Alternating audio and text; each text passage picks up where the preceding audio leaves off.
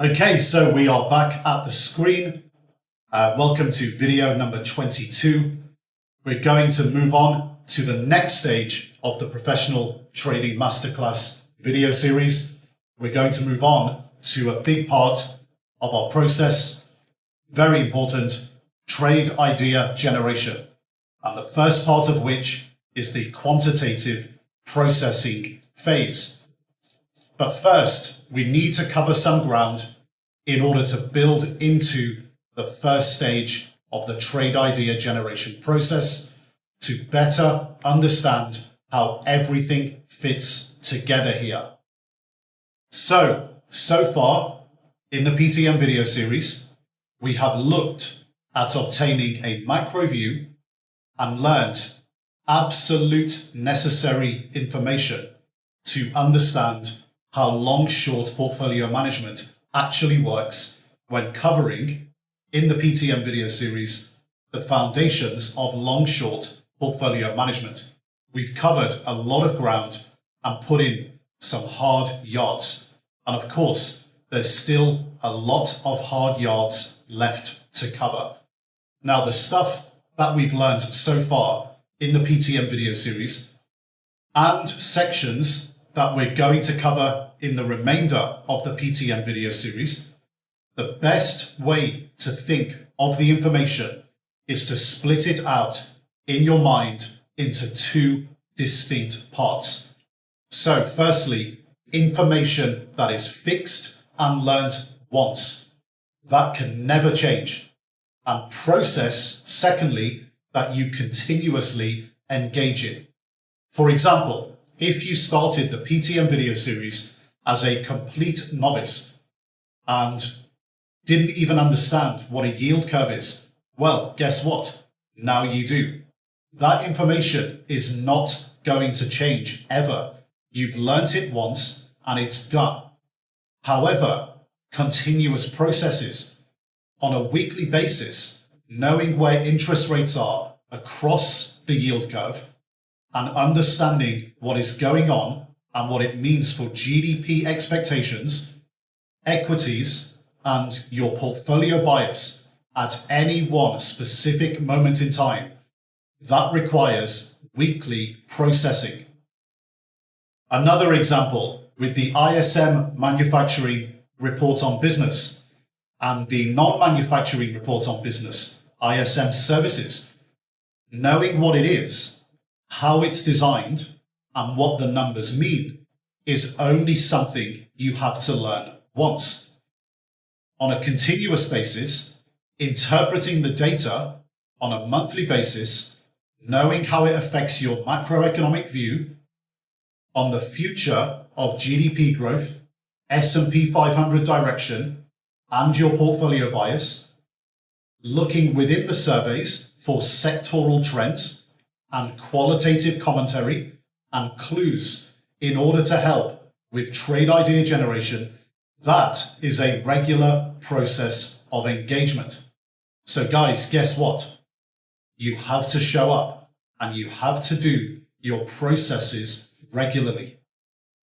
Another example, in the section in the PTM video series that Chris covered in Foundations of Portfolio Management, what did we learn?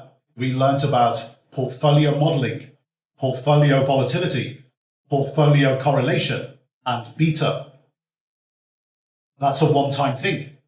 Once you've learned how it works, you learn it once, and then you know.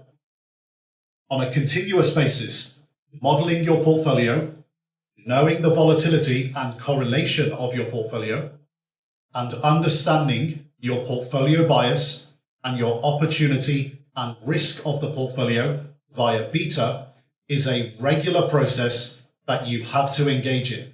Again, this is an ongoing process. We will engage in more of this throughout the video series.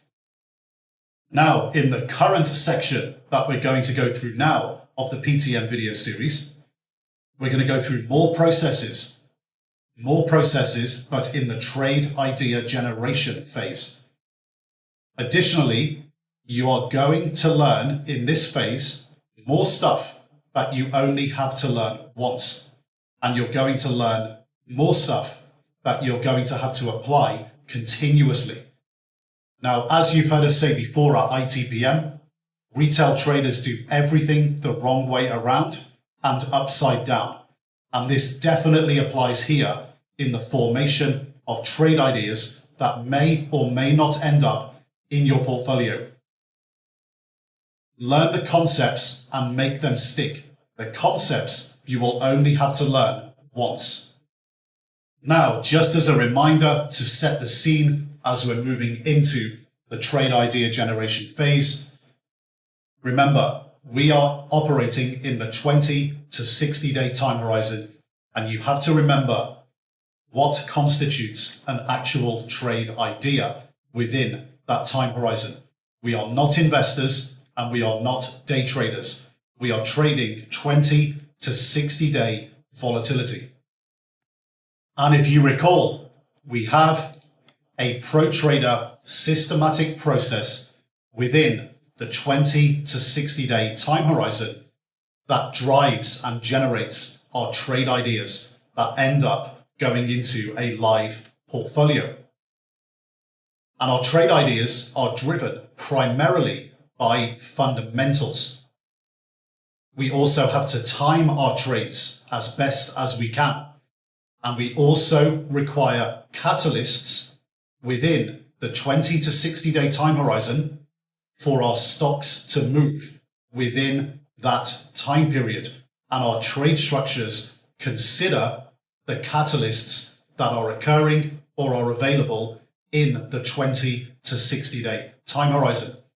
However, the vast majority of what we do is driven by fundamentals. So fundamentals are the start of everything for a trade idea. And those fundamentals are split into two areas: the quantitative processing phase and the qualitative processing phase. Fundamentals make up 80 to 90% of the factors that we consider as drivers to whether a stock becomes a long or short trade idea. And then timing, once we have decided that something, a stock, is a fundamental long or short, timing is 10 to 20% of the factors that we consider for a stock to actually become a long trade idea or a short trade idea, so within the 20 to 60 day time horizon. And then the trade structure that we choose is simply a representation of the catalysts that are available to us that we've identified within the 20 to 60 day time horizon that are going to make the stock move. So our first step, fundamentals, the quantitative and qualitative processes of fundamentals. This is a theoretical step. We are identifying what we believe is a fundamental long and a fundamental short. And then we are using timing to work out whether that identification process of the fundamental long and the fundamental short, we are using the timing step to find out if it is advantageous or not to take the position within the 20 to 60 day time horizon. And when we are seeking to implement, we require catalysts and an identification of catalysts to enable the stock to move within the time period, and our trade structure is a representation of this. So, in short, our trade idea generation process is an identification process.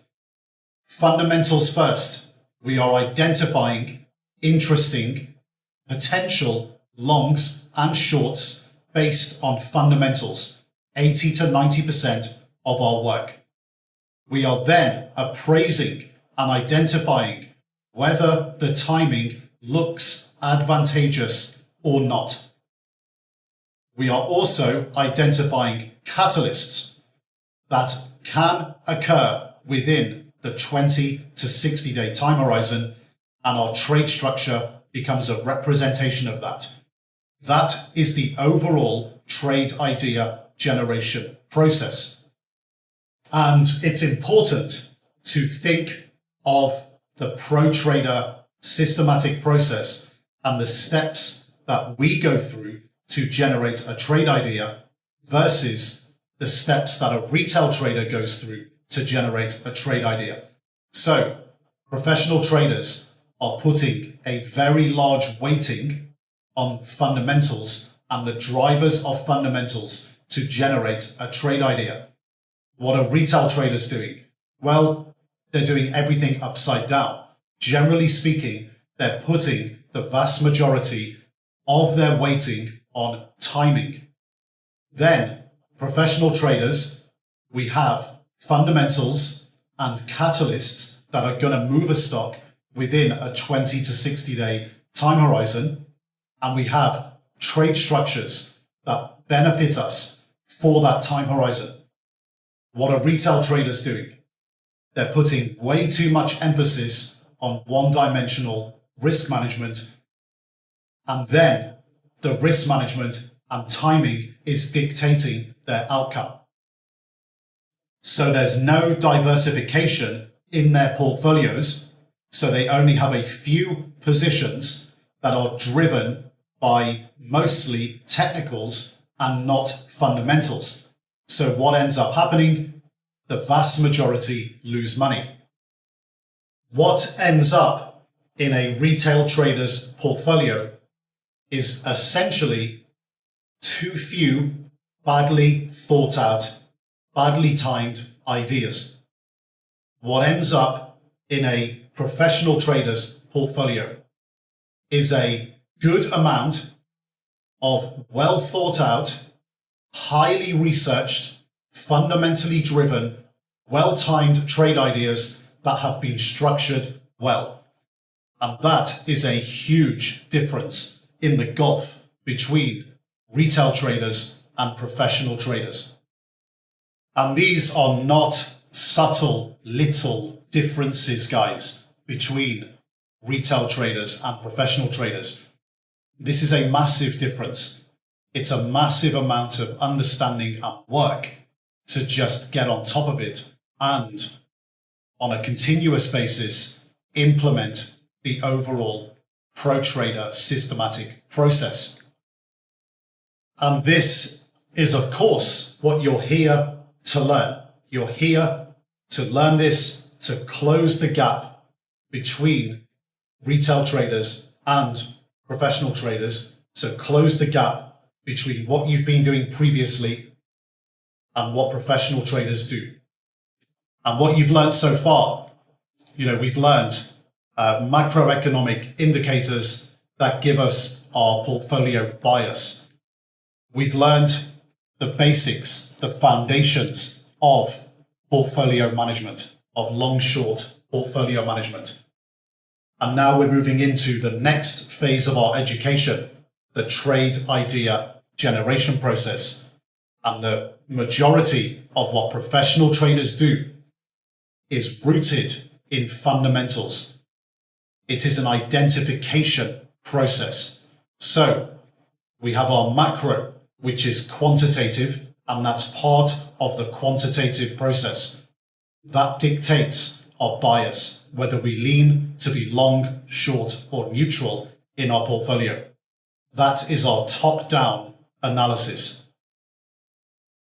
Additionally, as part of the quantitative process within fundamentals is our micro views. This is our bottom-up analysis, and this is where we start identifying potential longs and shorts for our portfolio, and we go through a trade idea generation process starting with the bottom-up analysis on stocks as part of the quantitative process. We are seeking microeconomic views on stocks as to whether something is a fundamental long or a fundamental short. And it is an identification process. We identify the potential longs and we identify the potential shorts. We ask ourselves the question at the quantitative stage of trade idea generation: is this stock on paper a quantitative potential long? Is this stock on paper a quantitative potential short? It is an identification process, and the answers will either be yes, no, or don't know. And then we move on to the qualitative process, which comes much later in the video series, after we've been through the whole quantitative processes of the trade idea generation steps. And the qualitative process, we are learning more about the stock information, we are identifying key performance indicators, and we are also identifying catalysts. But for now, we are going to go through the quantitative processes step by step. But first, before we get into the meat of those processes, I think it's very important for you to understand at this stage why professional traders put so much emphasis on trade ideas and fundamentally driven trade ideas and the quality of their trade ideas versus risk management. It's very straightforward, guys, when you think about it. If you just ask yourself a very, very simple question: who would you rather be for the rest of your life? Trader 1 or Trader 2? So let's say we have two choices: Trader 1, Trader 2. Trader 1 is bad at ideas, but excellent at risk management. And Trader 2 is excellent at ideas, but bad at risk management. There's only two things that go into the outcome of whether we make a profit or loss. It's either trade ideas or risk management, or a combination of both.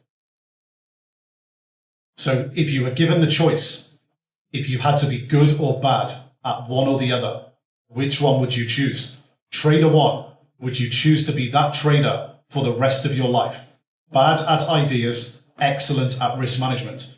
Or Trader 2, excellent at ideas and bad at risk management. Which one would you choose? Well, given the information that we've shown you so far, I'd hope you'd lean towards Trader 2. But retail traders are doing everything upside down. Retail traders, as mentioned previously, have too little badly thought out ideas, but they believe they're excellent at risk management. So the way retail traders are taught and how they evolve, or how they even teach themselves, they're learning superficial risk management and thinking that for some reason, no matter how bad the ideas are that they put into their trading account, as long as they manage their risk well, they only have upside. That's wrong. Because if your ideas are bad over a long period of time, it doesn't matter how good your risk management is, you're just going to go to zero. However, very few people understand that the opposite case in the real world doesn't actually hold true. So, if somebody has excellent ideas, an abundance of excellent ideas, but they're bad at risk management, does that mean they go to zero? In reality, no. Because what matters is the quality of your ideas. Bad ideas and good risk management is not the same outcome as good ideas and bad risk management. So if we replace those boxes and we replace trade ideas with the quality of ideas, and we replace risk management with the variability of your risk. And we call that the black box variability. It's those two things that really matter in the real world as to whether you make money over time. So think about it. For the rest of your life, who would you rather be? And we're talking about a series of trades here over an extremely long period of time. We're not talking about opening a trading account and having one or two trades that go well over a period of 1 or 2 months. We're talking about a career. We're talking about a lifetime. We're talking about thousands of trades over and over and over again. So let's run through some outcomes of what that actually looks like over an extended career of thousands of trades. If you put lots of emphasis on your ideas and very little emphasis and understanding of your risk management, so you put all of your effort into the quality of your ideas and you put very little effort into risk management, what's going to happen over time with an endless amount of trades? Well, this person is the reckless genius. We would score them very, very high on the quality of their ideas. So we give them an 8 out of 10, but we give them a very low score for their black box variability. We give them a 2 out of 10 for their risk management, the variability of their risk within what we call the black box, open quotes, close quotes. The black box is basically where your risk occurs, your risk management occurs, how you deal with a position for the rest of your career. So this person, the quality of their ideas is very high, but their risk management is bad. What do we call that guy? Well, we call that guy the reckless genius.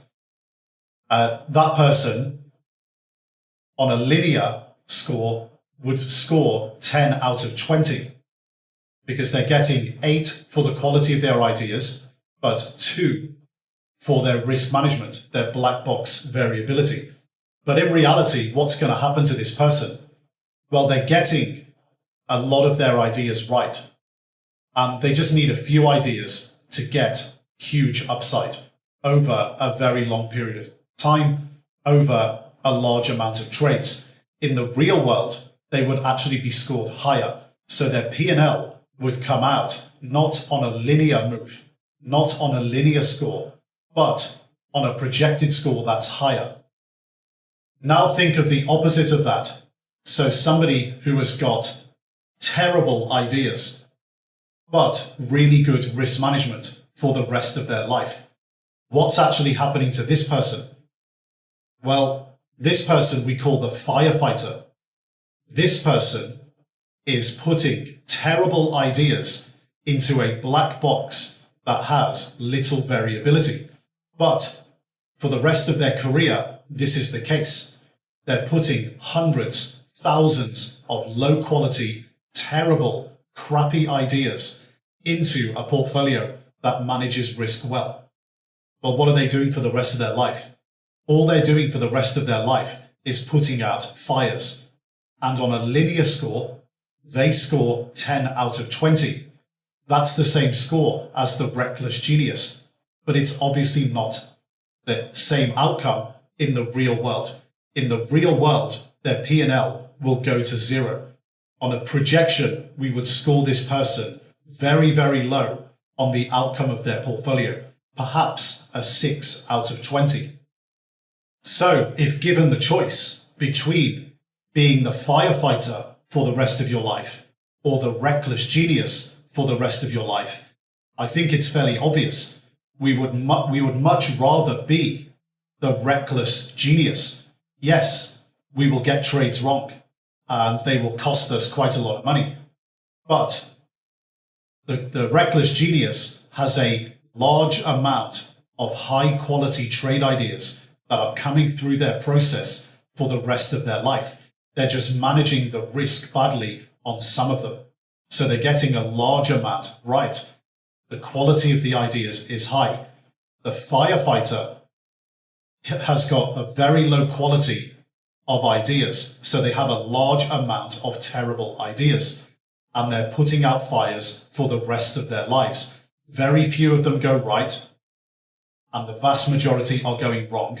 They're just managing the risk well on all of the positions that are going wrong. But there's so many of them that they're just going to go to zero over an infinite amount of trades, over an infinite amount of time.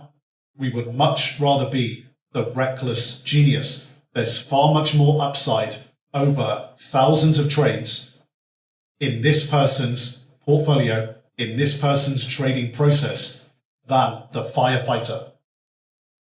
And what's an unfortunate reality in the real world is that retail traders, when they learn and when they evolve, or as the case may be, not evolve, what they're focusing on the most, and what they're taught to focus on the most, is all the stuff that doesn't matter.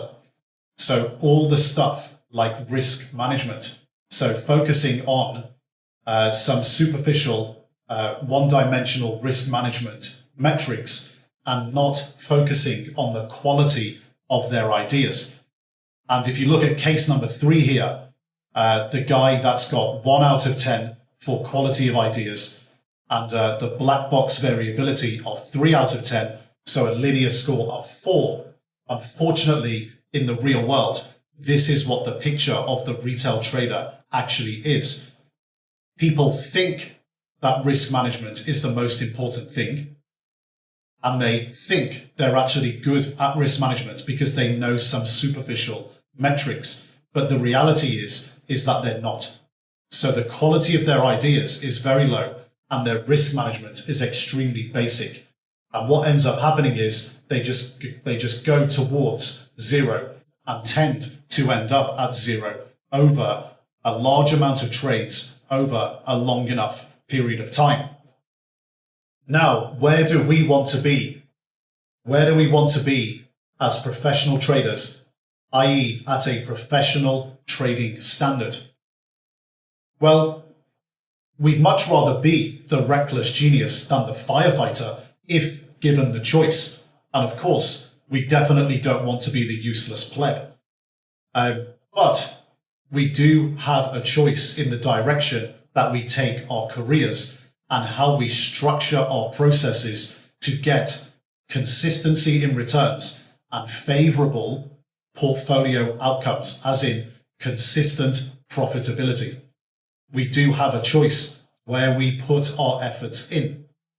So where would we want to be? We want to be highly competent at the quality of our ideas, and we want to be highly competent at risk management or black box variability.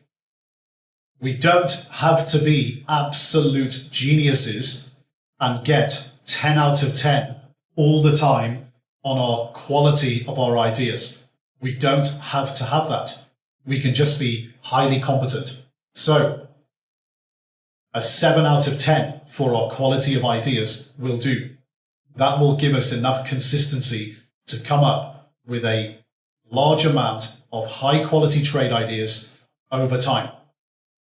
For risk management, again, we don't have to be the greatest risk managers on the planet. We would rather be competent or highly competent at risk management, and a 7 out of 10 will do. We don't want to be the firefighter, absolutely not. Quality of ideas really matters, but we don't want to give up too much somewhere else in areas like risk management for the sake of just having a 10 out of 10 for the quality of our ideas. To get consistency in returns, we need consistency in approach, and quality of ideas really matters, and risk management, of course, matters too. So we want to be highly competent at both. This will give us consistent profitability and a high score over time. But what's interesting about risk management processes is that once you've learned them once, you don't have to learn them again. It just comes down to experience. And this is why we call the box for risk management black box variability. Why? Because over time, once you've learnt it, it's fixed. The variability becomes fixed. What is variable in the process is the quality of your ideas over time. So if you fast forward 5 years from now, the quality of your ideas between now and then can go up and down over time. With risk management, 5 years from now, if you've learnt risk management processes and you've implemented and you've become fairly experienced at risk management, your variability is going to be low. So your risk management, you've learnt once and implemented and built some experience. And then at some point in the future, your black box variability will be very low. So in the process, the quality of your ideas over time can always change.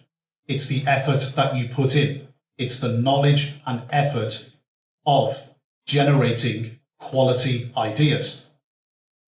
Black box variability, your risk management, is a fixed number. It can become fixed over time. It's fairly straightforward to learn. And once you've picked up, and you've learnt it once, and you've picked up some experience, once you've picked it up, your variability can be low. So what happens? You have profit and loss at the end of that. So the profit and loss is obviously variable. If your quality of ideas is variable and over time your risk management processes and your black box variability becomes fixed, then the reason why your P&L is variable is because of the quality of your ideas. Once you know how to operate the black box, it's all about ideas, which means it's all about ideas, period.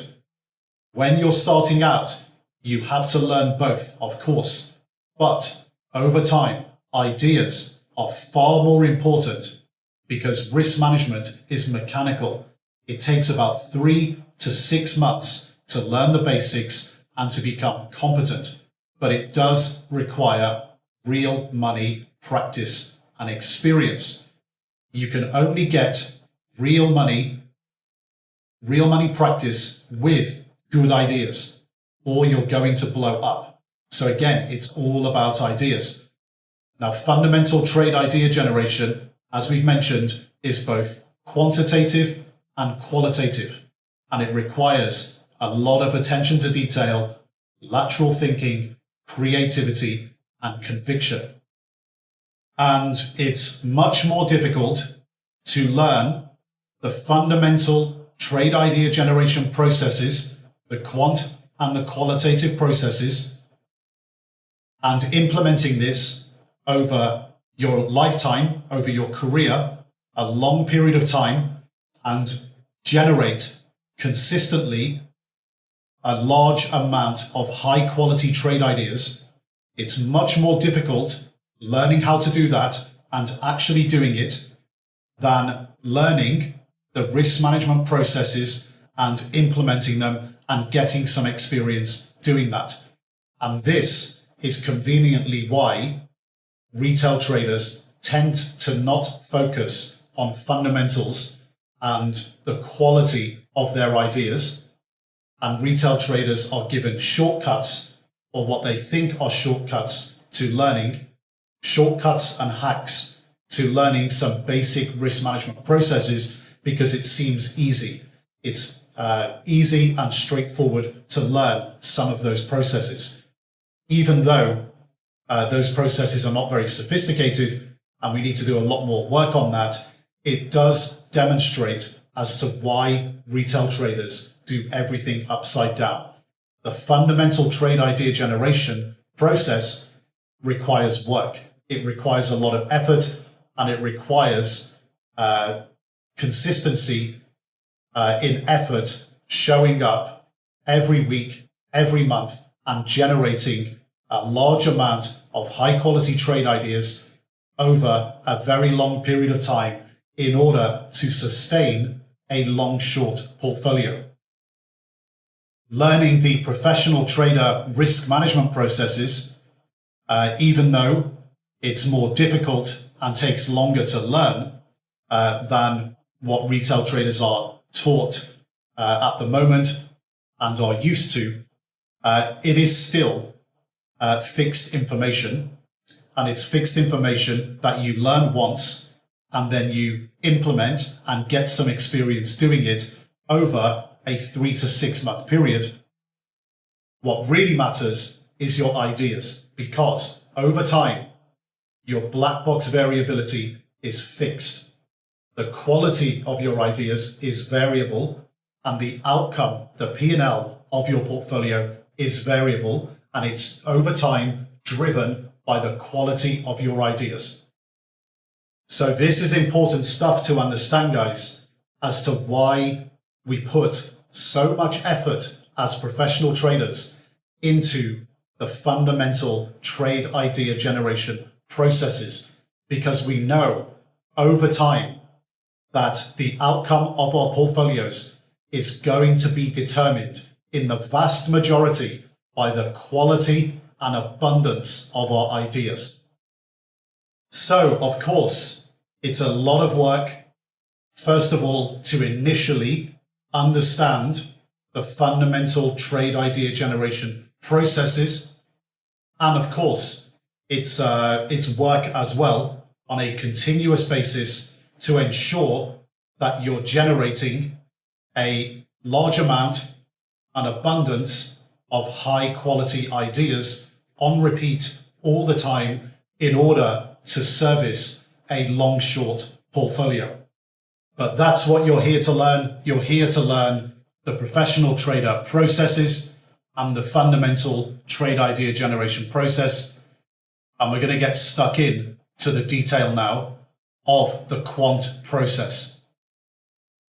Now, if you recall, our returns optimization visual from the beginning of the foundations of portfolio management section of the PTM video series. The optimization visual, the key parts of it, we have our view on GDP that is expressed either through the market, sector, or stocks.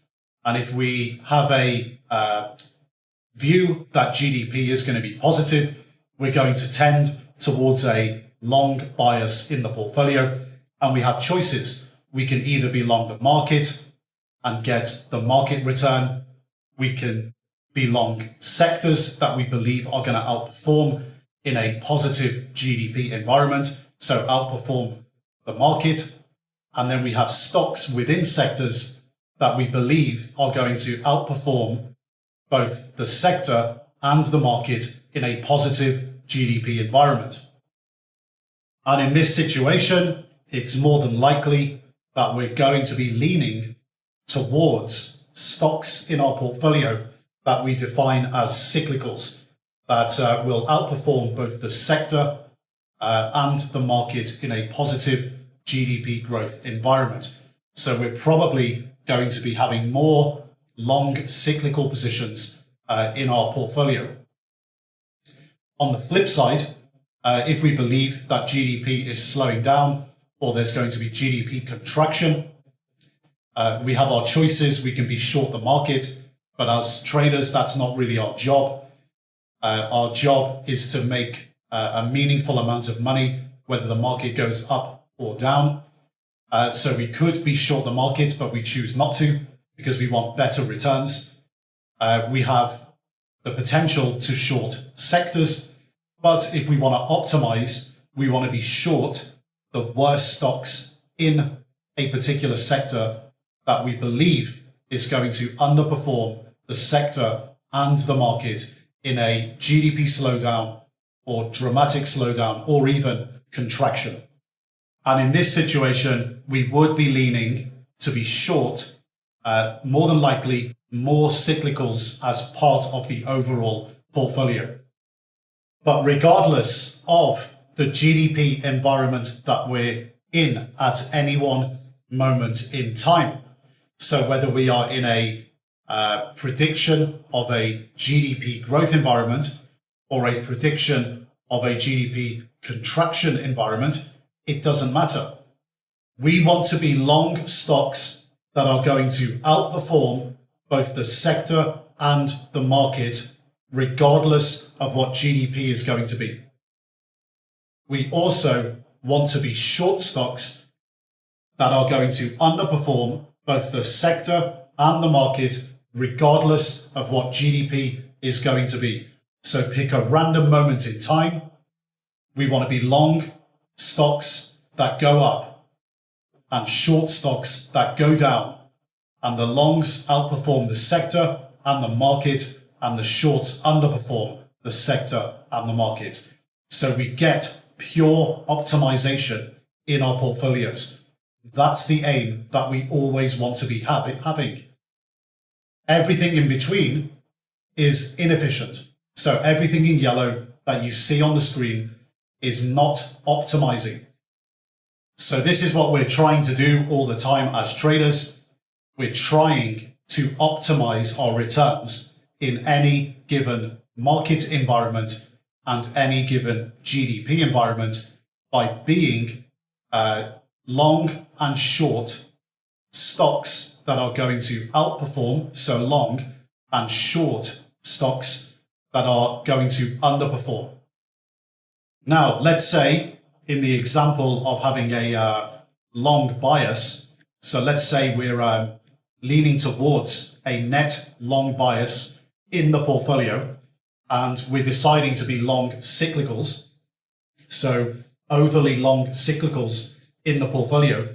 Well, we just don't choose any type of cyclicals. We have to be long the right cyclicals. So good cyclical stocks for that moment in time. And we can also, at the same time, be short bad cyclical stocks, and or we can be short bad defensive stocks. And even at the same time, we could actually be long some good defensive stocks. The main point to take away here is that there's no hard and fast rules, and there is no absolute definitive rulebook. There's simply best practices that we tend to lean towards. At the end of the day, as traders, we just want to be long stocks that go up a lot and short stocks that go down a lot. And we want to keep our volatility under control. We want to have the right portfolio volatility, a decent, acceptable level of correlation, and the right bias. So assuming that we have our volatility, our portfolio volatility, correlation, and bias in place, this is all best achieved by first identifying all of the companies with good fundamentals when we're looking for potential longs, and all of the companies with bad fundamentals when we're looking for potential shorts. We have to identify the positive and negative outliers in each sector and run an inventory of potential ideas. And overlaying this with more processes, these potential ideas become actual trade ideas and then positions later. So where do we start when we want to begin identifying positive and negative outliers in a particular sector? Well, we start with a very popular, well-known metric in the financial markets called the price earnings ratio, the PE ratio. When we're engaging in the bottom-up process to identify potential trade ideas, the first metric that we always go to is the price earnings ratio. When we're actually looking at a particular stock, so when we're analyzing a stock right now at any moment in time versus other stocks in its sector classification, so the peers in its sector that it's measured against. The P ratio is a statement of how the world currently values the company relative to its peers. And it can be worked out in two ways. So it can be worked out by taking the market capitalization of the company and dividing that by net income, by after-tax earnings. Or it can be worked out by taking the stock price and dividing by earnings per share. However, the way in which professional traders view and understand a P/E ratio is totally different to the way most people view it and understand it, or the way they've been taught. P/E ratio, it is one of the most misunderstood metrics in financial markets. You'll be very, very surprised that even on the professional side, a lot of professional traders totally misunderstand the meaning of a P/E ratio. Pretty much all retail traders have no idea what a P/E measure really is. Smart professional traders know exactly what it means. And the key to understanding a price earnings ratio properly is how to interpret it correctly. The problem is always with the interpretation. So, amateur and retail traders, and even bad pro traders and value investors are taught and they believe that a low P/E ratio means a stock is open quotes cheap, close quotes, and a high P/E means a stock is open quotes expensive, close quotes. Now, good pro traders think of it very, very differently. Their interpretation of a price earnings ratio is very different to the way amateur retail traders, bad pro traders, and even value investors have been taught or have been led to believe what a P/E interpretation actually is. Pro traders think about it very differently. So, let's think about this. The way pro traders think of it, and the easiest way for you to think of it, is to think firstly, how much is the world prepared to pay for a company's forward earnings? Think of it in those terms. So how much is the world prepared to pay right now for a company's future earnings? Now, if that's the case, the opposite must also hold true. How much is the world prepared to sell a company's forward earnings for? So right now, how much is the world prepared to sell at this moment a company's future earnings for? These two statements must hold true at any one moment in time. Why? Because we have a live trading market where a stock at any one moment in time has both buyers and sellers. So at any one moment in time, the stock has a price, and the stock price is divided by the future EPS expectation of the company, of the market. And the stock price is a representation of both what the world is willing to pay for a company's forward earnings and simultaneously what the world is prepared to sell a company's earnings for. Now, it's important to get your head around this concept and make it stick. The most common measure of price earnings ratio that is used in the professional world is a forward-looking P/E ratio, so a 1-year forward P/E. What we're doing with that is we're taking the market consensus 1-year forward EPS number, and then we're dividing the current stock price of today by that number, by the 1 year forward EPS. And that gives us the forward PE, the 1 year forward PE. So for example, if we are sitting in a moment in time, that's say March 2023, the 1 year forward earnings number would be the consensus mean number from research analysts for the year 2023. In November 2021, as an example, because we're so much later in the year and the year is nearly over, the 1 year forward earnings number that would be used by professional traders would be the consensus mean number from analysts for the year 2022, so for the following year. As professional traders, we do not care about 1 year lagging, so the trailing 12-month price earnings ratio, which is so popularized in financial markets. We are traders and we're trading on expectations of the future. We look forwards. So it's very important to understand this major concept, guys.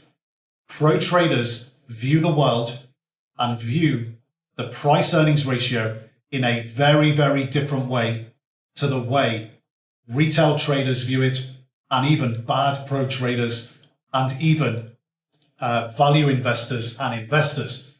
So let's get our head around this further. We mentioned, if you think about the way a PE ratio is calculated, it's the live stock price of a particular stock divided by 1 year forward looking consensus mean earnings. And stocks trade every day, Monday to Friday, and analyst EPS estimates obviously move much less frequently than the stocks obviously do because they're trading every day. Analyst EPS estimates tend to move in clusters when expectations change. Stock prices move based on the future expectations of earnings of the market.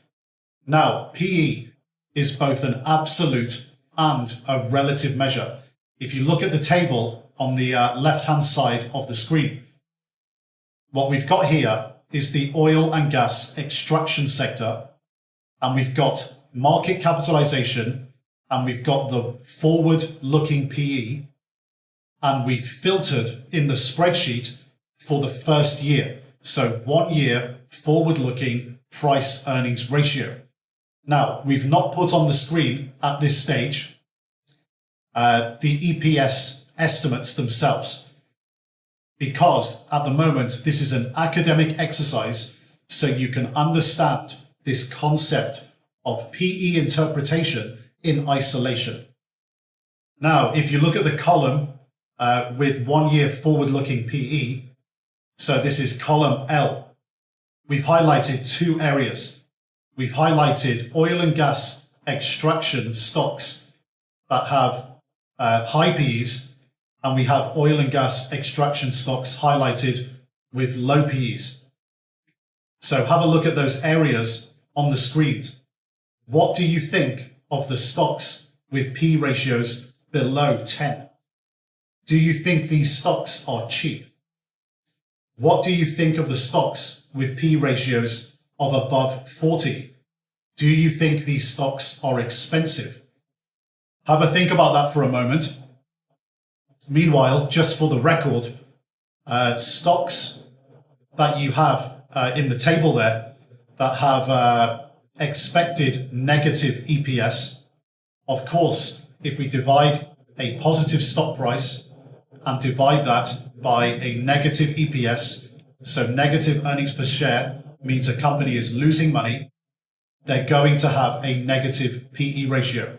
So here, we're just looking at positive PE ratios, and we're looking at oil and gas extraction stocks with very high PEs, so PEs over 40, and then oil and gas extraction stocks with low PEs that are still positive, but low PEs that are under 10 times earnings.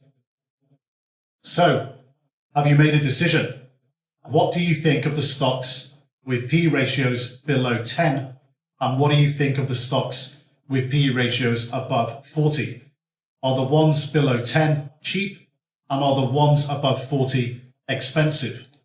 Well, from a pro trader perspective, I can tell you right now, two of the biggest curse words you will ever make as a professional trader is to say a stock is either cheap or expensive. Let's go through a theoretical example so you can remember this concept for the rest of your life. And the great news about this is that you only have to learn it once and then it's done. All you have to do then is apply this concept in your initial quantitative processing phase when seeking out potential trade ideas. So let's run through this example. And this is a theoretical example of a stock that is going down. So imagine we're sitting in the time of the year, January, and we're looking at a stock that has a price of $10 per share and 1 year forward earnings estimate of $1 per share. What is the PE ratio? Well, it's just 10 divided by 1, so we have a PE of 10. Now, let's say we fast forward to February. So we're in February the same year, just 1 month later, the company announces that they're not going to hit the market forecast. They're not going to hit the $1 per share in their earnings for the year. And they're citing some problems in the supply chain that they're working on fixing. And now their own forecast, the company forecast, they guide the market to 90 cents a share for their forward earnings for the year. Question: where does the stock have to go in order to maintain its 10 times PE ratio? Where does it have to go? Yes, you've probably guessed right. The stock, to maintain its 10 times PE ratio, is just 90 cents multiplied by 10. So it has to go to $9. So a full dollar comes off the share price. Now, fast forward a month later. Let's see what happens a month later in March when the company announces that they're no longer going to hit 90 cents a share for the year in their earnings. And they're citing a material change in business conditions. And they come out and they say our new forecast is 65 cents a share for the year. Where does the stock have to go to in order to maintain its 10 times PE ratio? Yes, you've guessed it. It's just 65 cents multiplied by 10. So now the stock is $6.50. So we're down $3.50 from $10.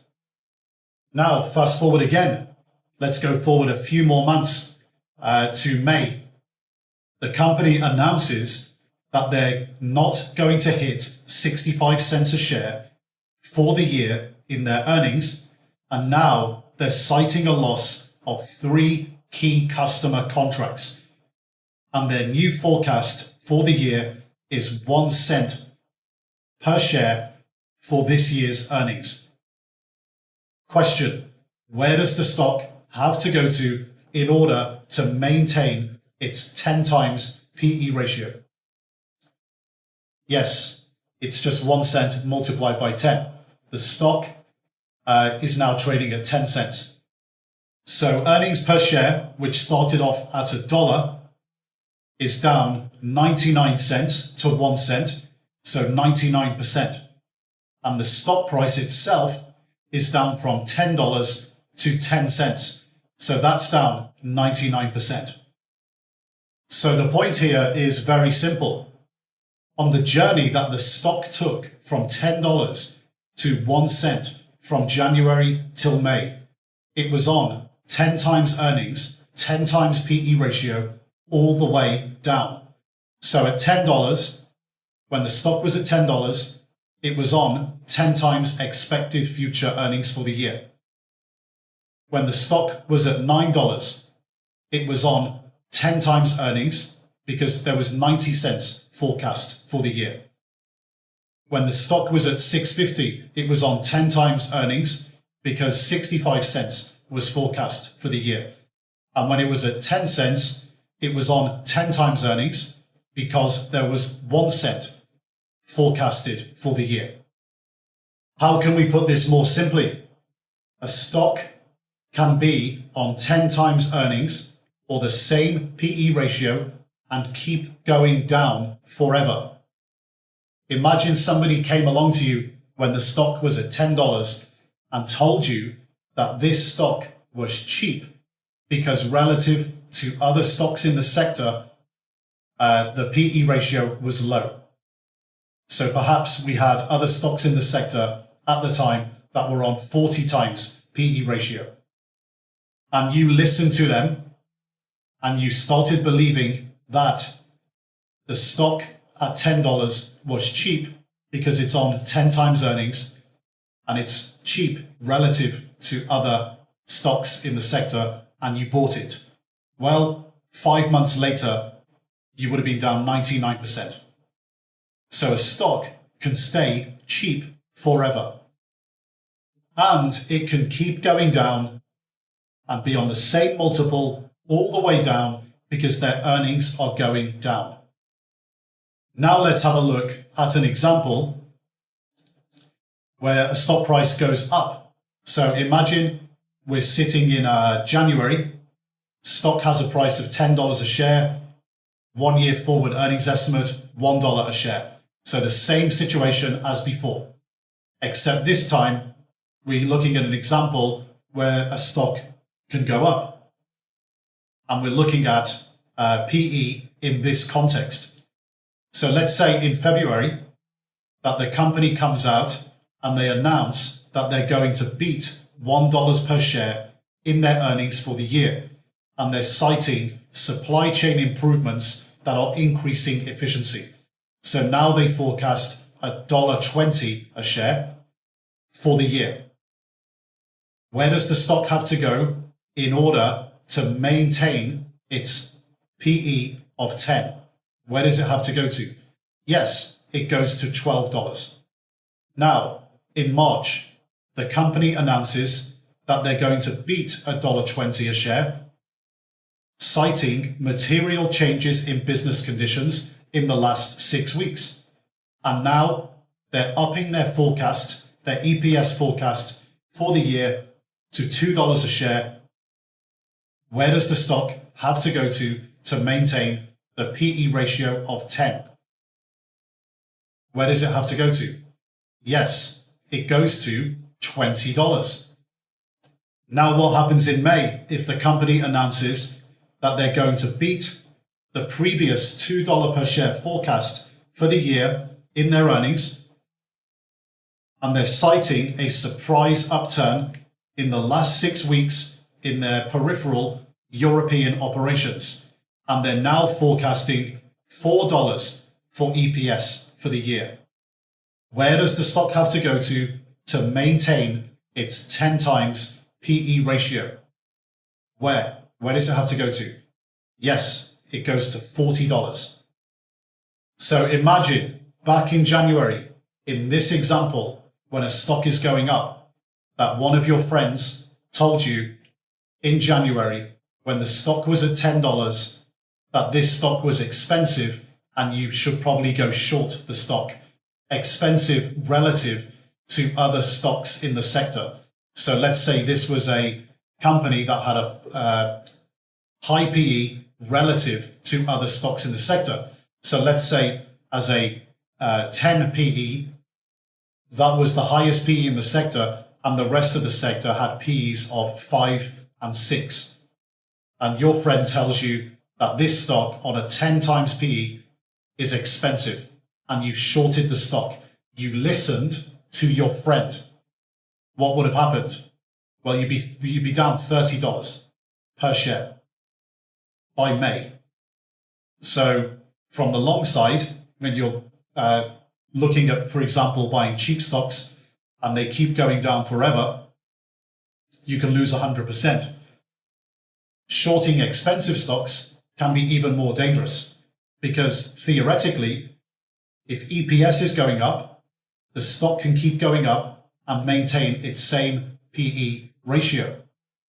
At $10, the stock was on 10 times earnings. At $12, the stock was on 10 times earnings. At $20, the stock was on 10 times earnings. And at $40, the stock is on 10 times earnings. And your friend at $40 per share will still be telling you that the stock is expensive. So the point here is very, very simple, guys. Always, always, always remember, for stocks that are going down, a stock can go from any price to its lowest price possible and still maintain the same PE ratio. And for stocks going up, a stock can go from its lowest price possible to any price and still maintain the same PE ratio. And by the way, guys, this is not just limited to the stock market. This happens everywhere. This happens in real life. Let's go through an example as an analogy of how this occurs everywhere, how this occurs in real life. Let's go through this analogy of buying your wife or girlfriend lingerie for Valentine's Day. So I want you to imagine that it's 6 p.m. on Valentine's Day and you're leaving the office or you're leaving your place of work and you haven't gotten your wife or girlfriend a Valentine's gift yet. So you're about to leave your workplace and you're planning to go to a department store on the way home to buy some lingerie. And when you actually get to the store and all of the lingerie, when you get there, you find out is sold out. So the whole area of lingerie in the department store is empty, except for 3 items. And you're in a bit of a difficult situation here because you have to buy one of them. Your wife or girlfriend is literally expecting you home in 30 minutes time for dinner. And there's no way you can return home without a Valentine's gift. So there's 3 items on the hangers in the lingerie section of the department store, and you've got to buy one. And you're going to have to leave very quickly. You're going to have to get home very quickly with a gift. Otherwise, there's going to be trouble. Which one do you choose? Lingerie A is priced at $50. Lingerie B is priced at $150. Lingerie C is priced at $500. You have to make a decision right now which one to buy. Which one do you actually buy? Think about it. Now, warning, don't fast forward the video until you've made a decision. And remember, if you fail to make a decision, so if you don't make a decision, then it just means you're going home without a Valentine's gift for your wife or girlfriend. You're going to be in trouble.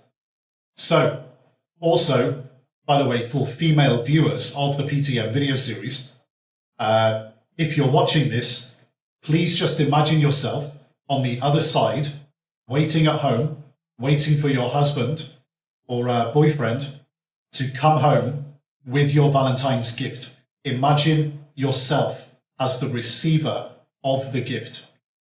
What would you want your husband or boyfriend to bring back with him?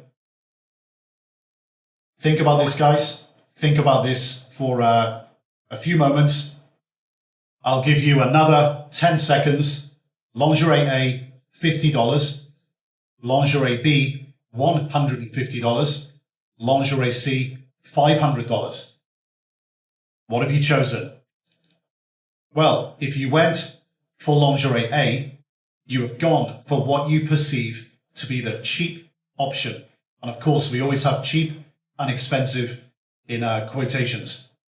If you've gone for lingerie C, you've gone for what you perceive to be the expensive option. And if you've gone for lingerie B, you've gone for what you perceive to be the middle of the road, average priced or sensible option. The key here is, guys, is that price in everything is a signal of quality, no matter what we buy. There is a reason why, or multiple reasons why, something is priced where it is priced. What if I told you that lingerie A is 70% polyester, 30% cotton, and is the least desired brand on the market? What if I told you that the best you can hope for is that you will get 3 uses out of lingerie A, and that's the best case scenario?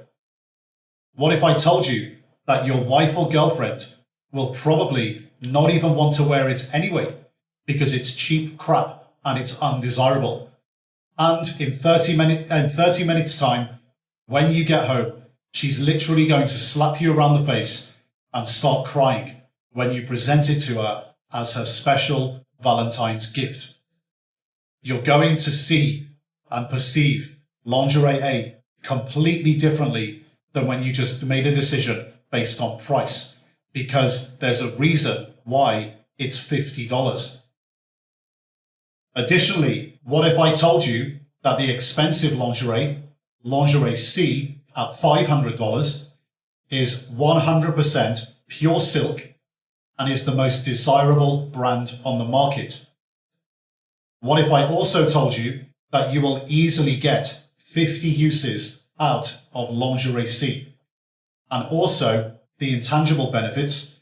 What if I told you that when you get home and you gift lingerie C to your wife or girlfriend, she's going to be so overwhelmed and excited that she's going to get changed straight into it, and she's going to wear it with a pair of high heels while cooking you Valentine's dinner, give you the night of your life, and you will be to her the best husband or boyfriend in the world, well, for at least the next 3 months. Of course, option A no longer seems cheap. It is now very expensive. And option C is no longer expensive. It's now very cheap. Now, just as a side note, because we are doing this from the male perspective, if you're a female watching this and you were doing it from the perspective of being at home and waiting for your husband or boyfriend to come home with the lingerie, if you chose lingerie C, no problems there. You have high standards. If you chose lingerie A, I think you need to be asking yourself some serious questions in life and probably knocking your current husband or boyfriend into shape and maybe think about raising your standards.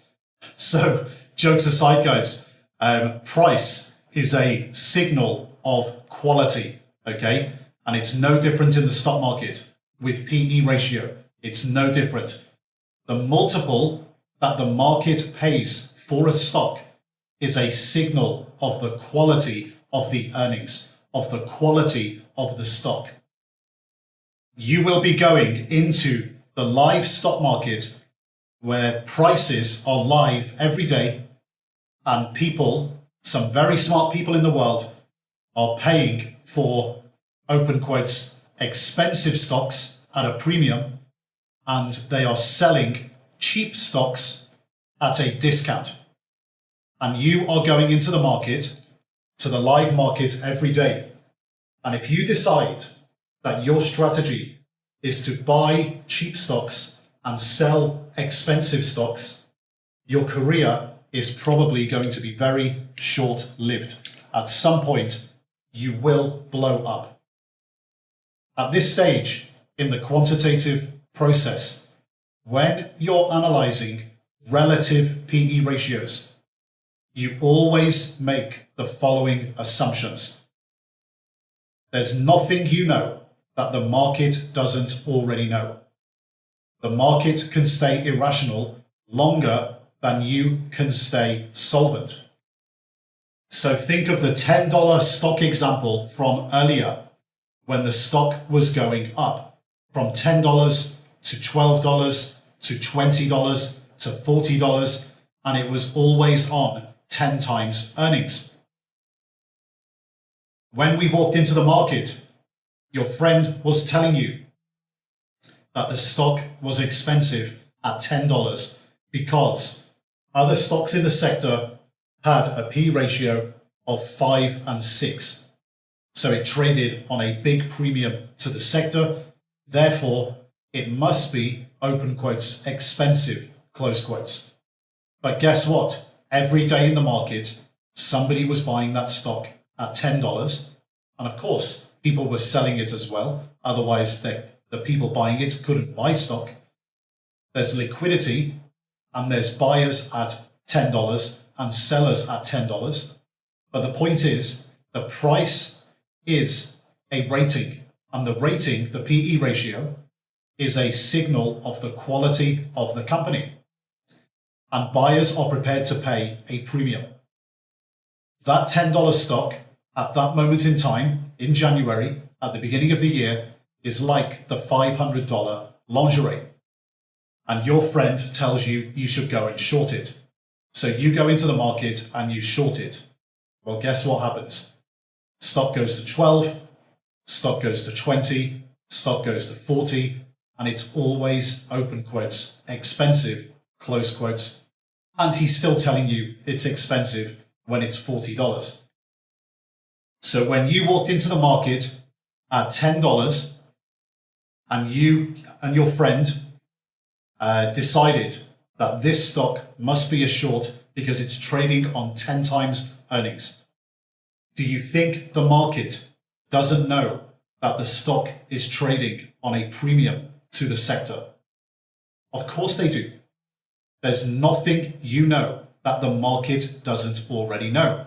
They know it's on 10 times earnings and they are prepared to pay for it. They're not stupid.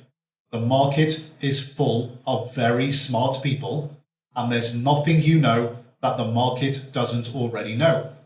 So understand that. Secondly, the market can stay irrational longer than you can stay solvent.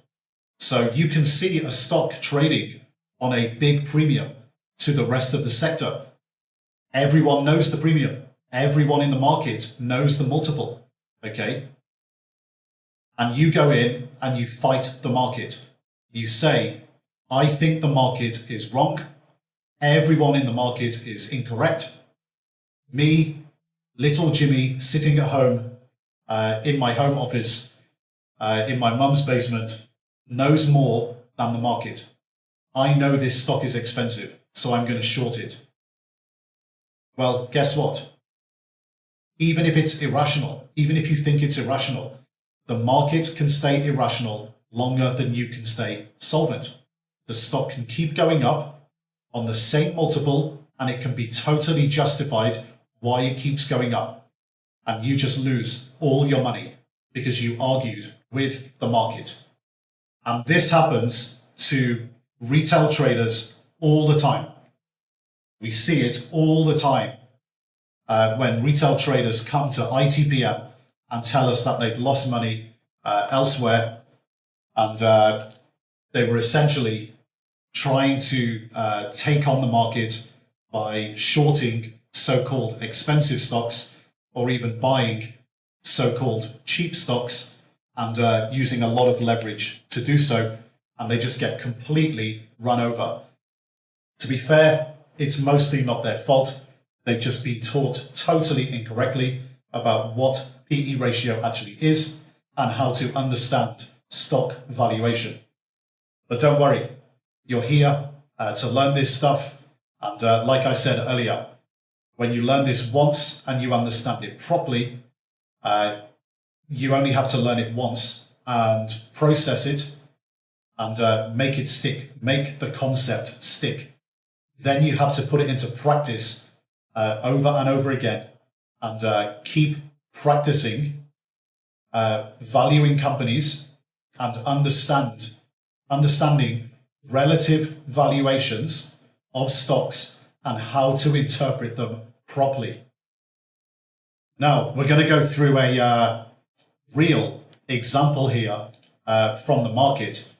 We're going to be looking at Wingstop, a stock called Wingstop, and everyone knows McDonald's. So what you're looking at on the screen here is a snapshot of the food services and drinking places subsector from accommodation and food services. So the main NAICS sector is the accommodation and food services sector, and the subsector name is food services and drinking places. And this screenshot is taken in the first quarter of 2021.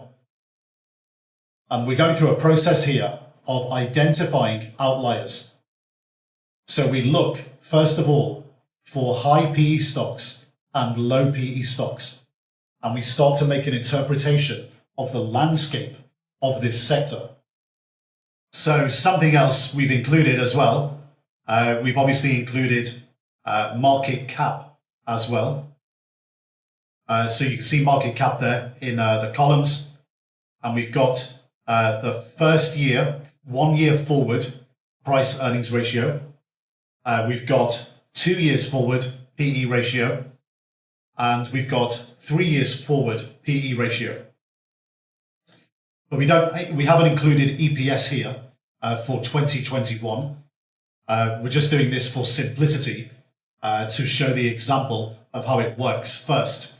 So for Wingstop, we can see Wingstop, the ticker WING, is on 100 times 2021 earnings, and McDonald's MCD is on 25 times 2021 earnings. And we can run a simple backtest of what things looked like a year ago as an example. So in the previous year, in 2020, to see what the multiples were and how the stock prices performed.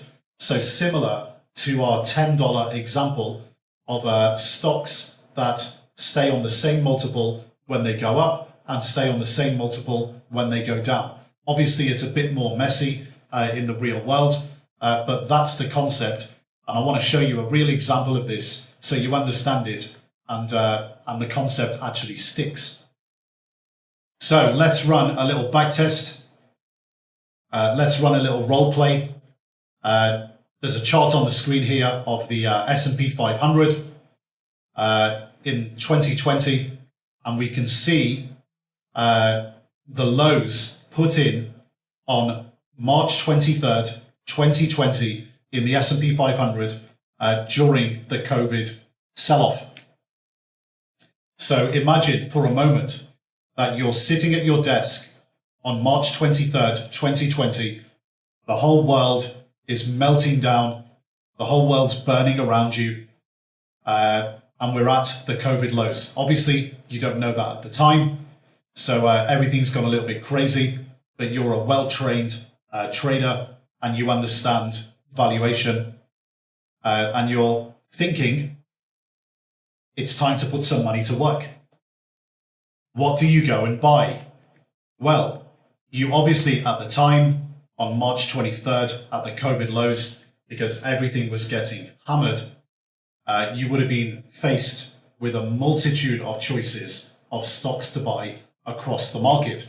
But just imagine, at the time, you were looking in the food services and drinking places sector for stocks to buy. What do you buy? Well, you will have been presented with a very similar table to the one that we took a snapshot of in Q1 2021. There will have been lots of high PE stocks and low PE stocks. And at the time, obviously, near the COVID lows, going into them and out of them, EPS estimates were being revised down aggressively across the board. And both Wingstop and McDonald's had positive EPS estimates on March 23rd, 2020 at the S&P 500 lows. So if we look at the table below and we look at the stock price, for example, of Wing, on the 23rd of March 2020, Wing's stock price was $62.76.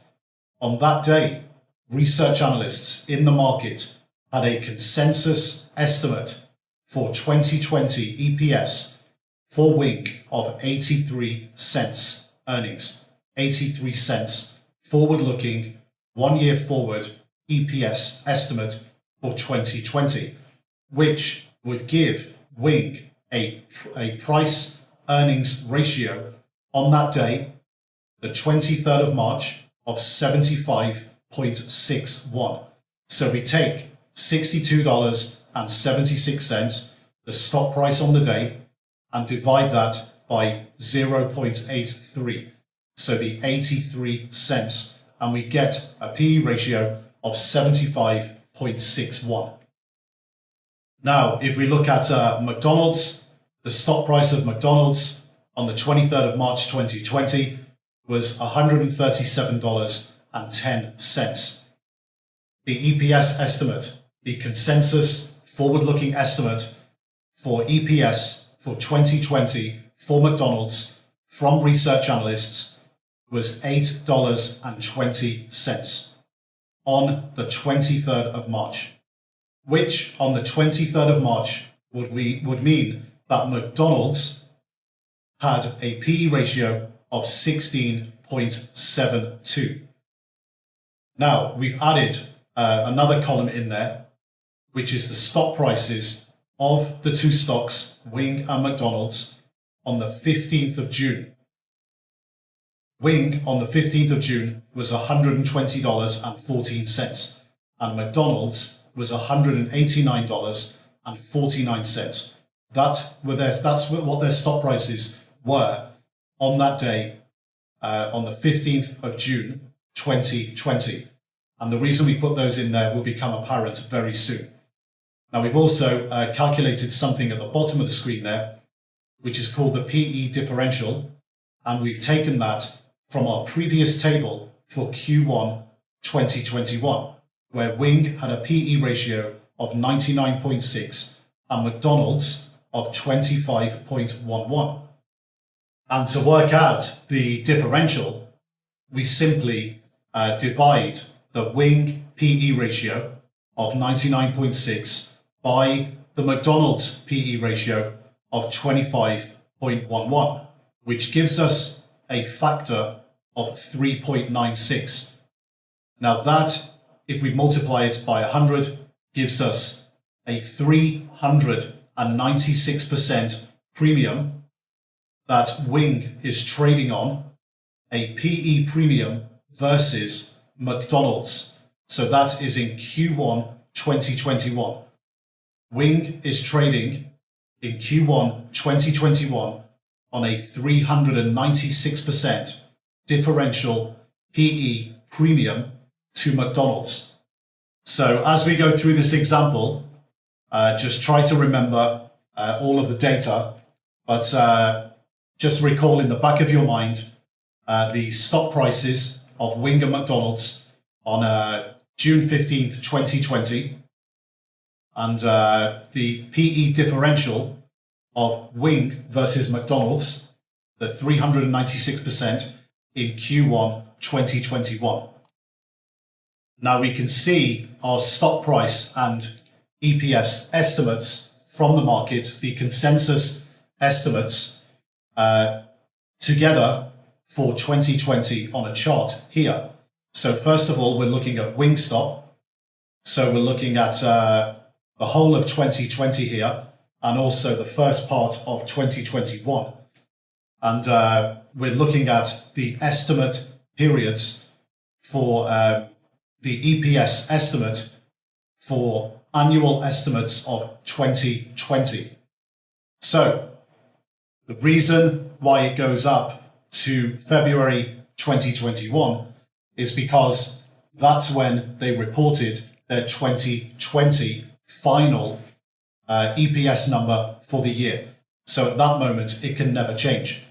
But what you can see on the screen here is how on the red line, the EPS estimates from research analysts changed over the year 2020 versus the white line, which is the stock price changing every day in the year 2020. So we can have a look at our March COVID lows.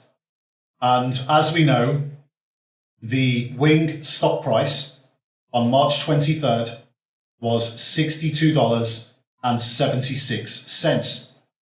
So we have our stock price on the left-hand side of the chart. So the scale is on the left-hand side. And on March 23rd, we also had our EPS estimate coming in at 83 cents for the year 2020. Our scale for EPS is on the right-hand side of the chart. And then you can see what happens to both the stock price and EPS estimates. What happens? Well, the stock price in the last week of March goes up and continues going up all of April, and then sideways from April to June. And the stock is around $120 by June 15th. So we know that from our table. And the EPS estimates started to move up in April and then went up a lot in May. So you can see the move in the red line going up a lot in May. And this was our EPS estimate moving up. So the consensus EPS estimate moving up, and it moved up very aggressively. And by June, the EPS estimate for Wing was $1.04. And by June 15th, we know the stock price from our table for Wing was $120.14. And the EPS estimate, which we're now adding into our analysis, was $1.04. And what about if we look at McDonald's? We can do exactly the same analysis as we just did with Wing. We can look at the stock price and EPS on the same chart for 2020. And we have our scale for the stock price on the left-hand side of the chart. And our stock price is in white. And we have our EPS estimate, our research analyst consensus estimate, which is always changing. We have that in red, and our scale for the 2020 EPS estimate is on the right-hand side of the chart. And we can do the same analysis as we did with Wing. We can look at the stock price and the EPS estimate from the market at the COVID lows on March 23rd. And we can look at it 3 months later on June the 15th and just see what happened to both of them. So first of all, we know on March 23rd, McDonald's, the stock price was at $137.10. And we know that the EPS estimate was $8.20. Now, you can see the EPS estimate between March 23rd and June 15th went down quite significantly. The EPS estimate for McDonald's on June 15th was actually $5.64.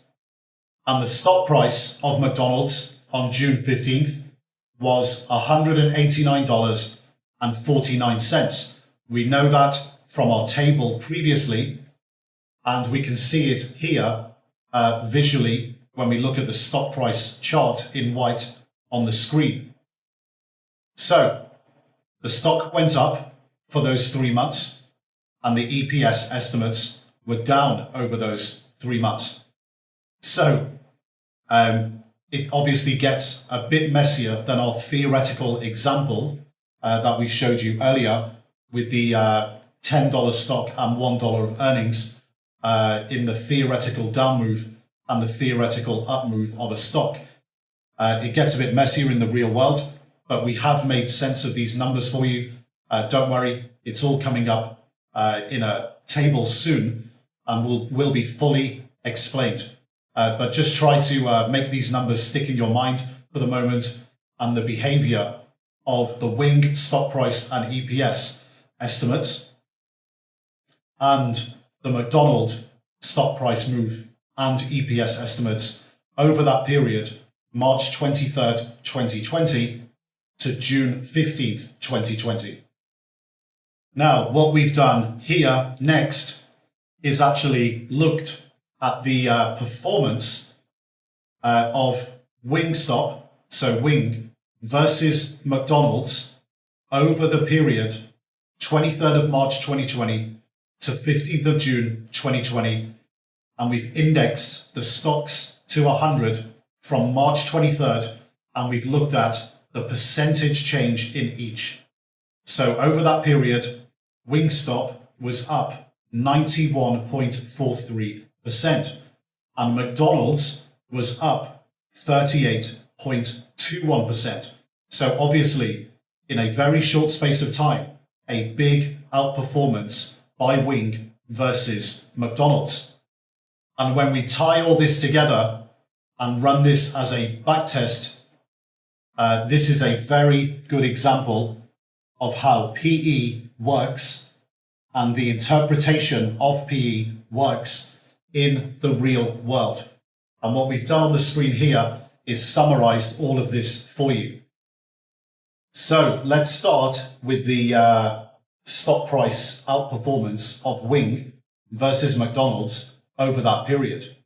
If we just look at the outperformance, so the 91.42% performance in the period by Wing minus the 38.21% performance by McDonald's, we get our 53.21% performance over approximately a 60 trading day period.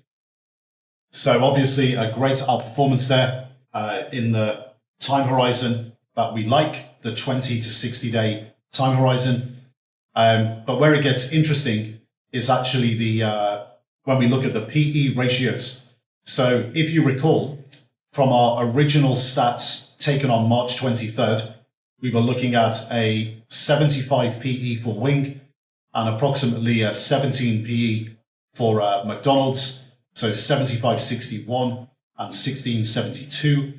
And the PE differential on that date was 4.52. So the Wing PE ratio is 4.52 times higher than the McDonald's PE ratio. So it was trading on a 452% premium, Wing versus McDonald's. If we fast forward to June 15th, we look at the EPS level of each stock and we work out the PE on that date. So we had $1.04 for Wing and the stock price was $120.14. That gives us a PE of 115.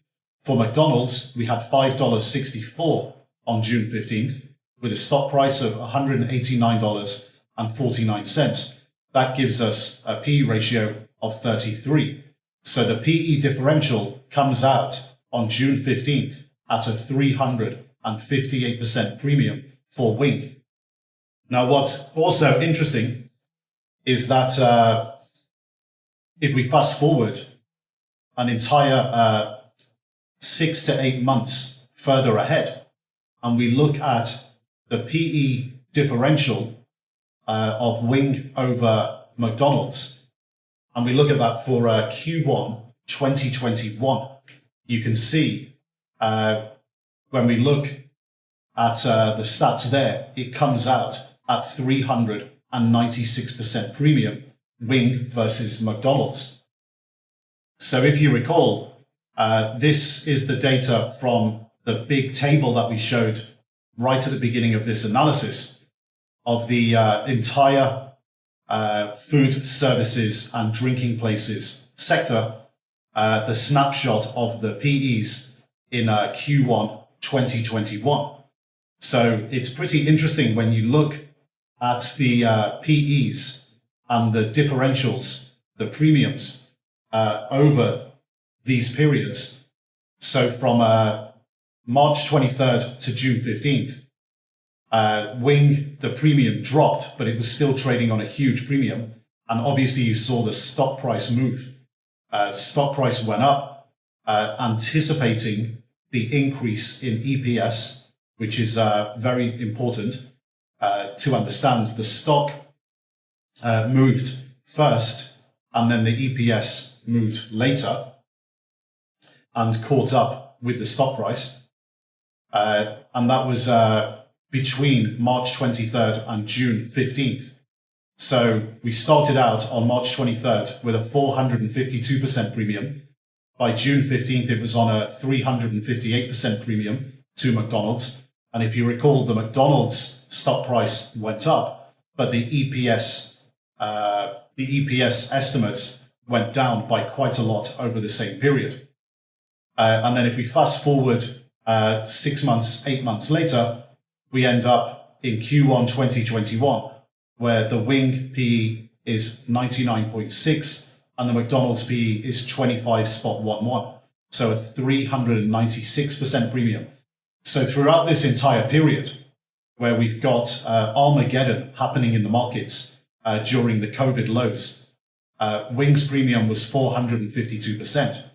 Fast forward 3 months later to June 15th, it's still on a huge premium to McDonald's. And then we fast forward another 6 to 8 months later, and the differential is around 400%.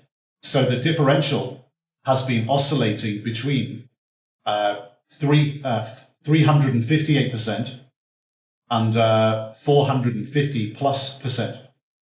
So really, it's kind of a gate between 350 and 450 over that entire period. So it's pretty interesting that from the COVID lows during Armageddon to a total reversal in the markets and entering a bull market, that the premium pretty much stayed the same. And on a relative basis, the market was paying a premium in a bear market and in a bull market. But what is really telling is the way the market in Wing and McDonald's behaved differently. What is really telling there is the stock price movement in Wing before the EPS estimates went up. The market on COVID lows chose to buy growth. They chose to buy the quality in the sector that's going to grow the fastest. And yes, of course, the market also did buy McDonald's, but they weren't buying McDonald's for growth. They were buying McDonald's for other reasons, for safety. Okay. And this is why the Wing stock price went up so much before the EPS estimates from research analysts went up afterwards. This is why the stock price went up so much quickly, because the market was anticipating the EPS move. And it's really obvious when you look at it why it happened and why Wing really outperformed McDonald's during that period, and the market was still paying a massive premium consistently throughout 2020 and even into 2021. And this happens time and time again in financial markets. It happens all the time. Why? Because money chases growth. Remember that, guys. Money chases growth. And the PE is a signal of the quality of the earnings of the company, the quality of the future earnings growth of the company. And in many cases, not just earnings growth, but also revenue growth. We're going to come on to this soon. But for the moment, let's run through an example of a typical portfolio situation of what you could have done on that day on March 23rd. So if we think of the performance of Wing and McDonald's in dollar terms, over that period, March 23rd to June 15th, 2020, Wing was up $57.38. McDonald's was up $52.39. So from an absolute return perspective, they both went up between $52 and $57. So it was a very similar absolute dollar move.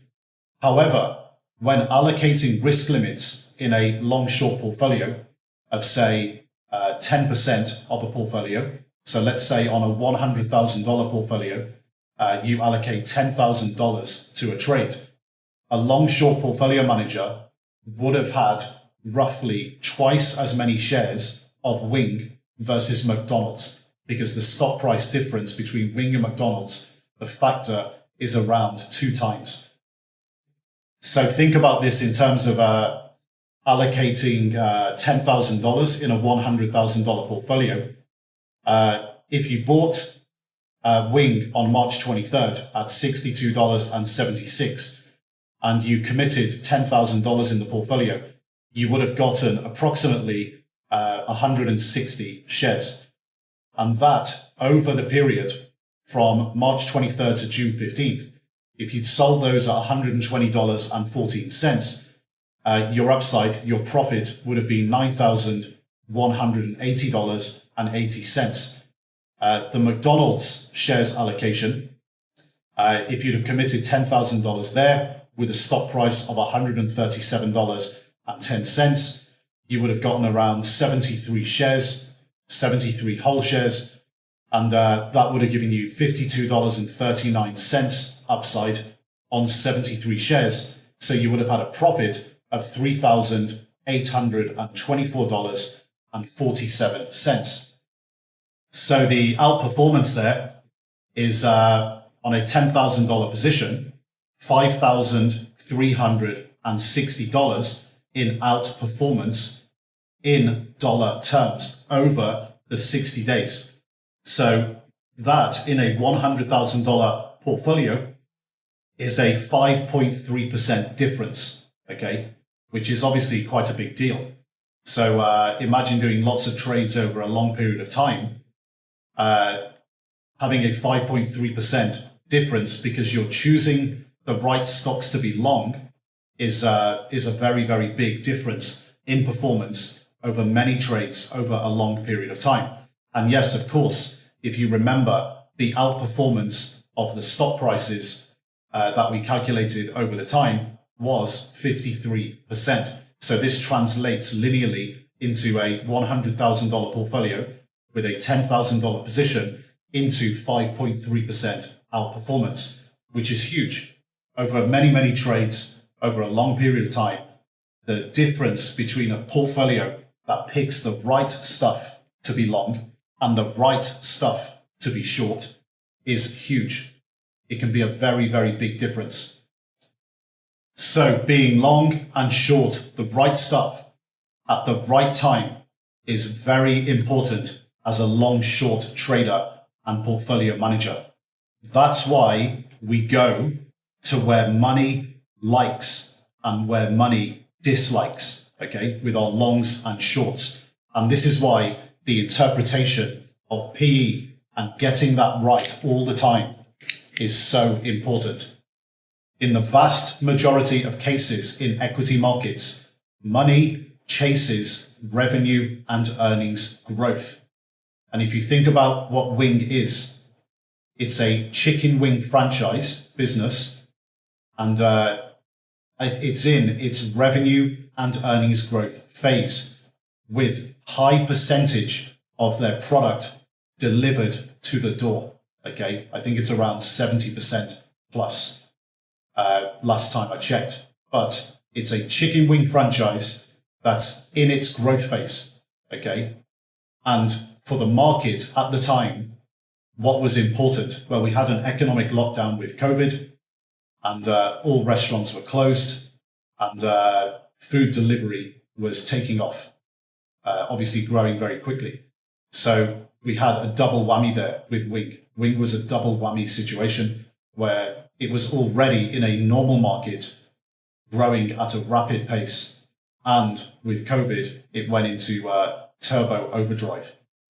McDonald's, as we all know, is well past its growth phase. It's a mature fast food business with a real estate portfolio.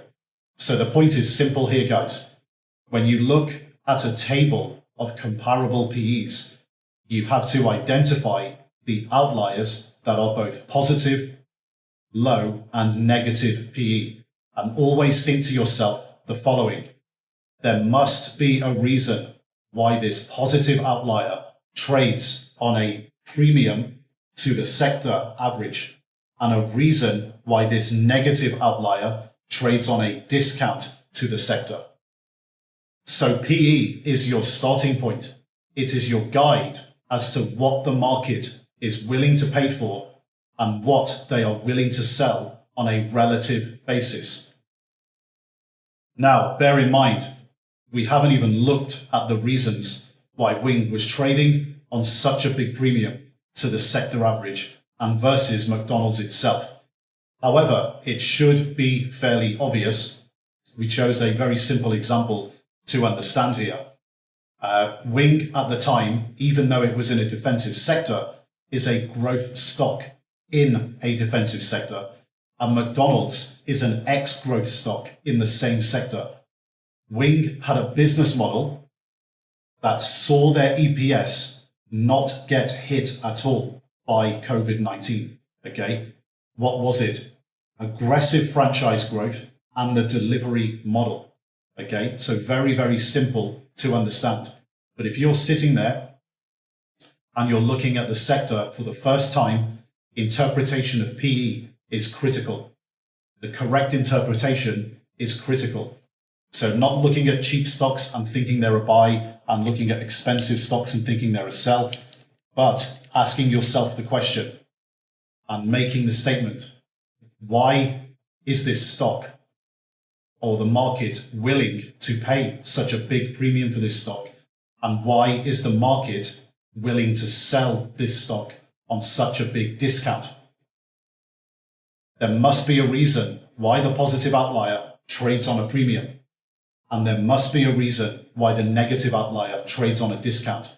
What are those reasons? And then you go off and you discover the reasons. Okay? But PE is your starting point. It's then up to you to do further quantitative and qualitative work on the stock to see if it actually is a potential trade idea. So we use PE as a guide, as a pointer as to where to start looking. It's the beginning point as to where to start looking to initiate more work on a trade idea.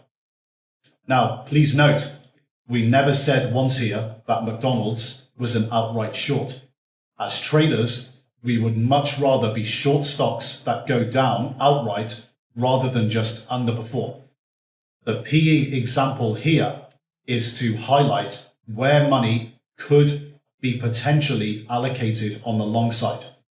On March 23rd, on the S&P 500 lows in 2020, even at that time, it was very hard to find worthy short ideas, but it was very easy to find a ton of long ideas.